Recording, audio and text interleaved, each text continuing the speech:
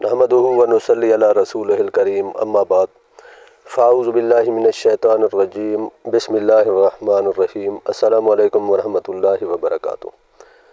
دوستو، آج آپ کو ایک نظر بد کا بہترین عمل بتاؤں گا۔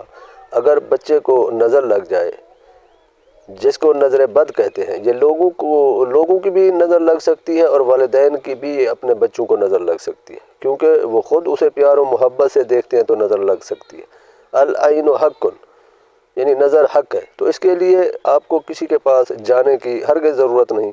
قرآن کریم کی یہ آیت مبارکہ ان اللہ سیبطلہ ان اللہ لا یصلح عمل المفسدین، اس آیت مبارکہ کو اگر ماں خود 3 مرتبہ پڑھ کر بچے کو دم کر دے تو روزانہ نظر بد کا اتارا ہو جائے گا۔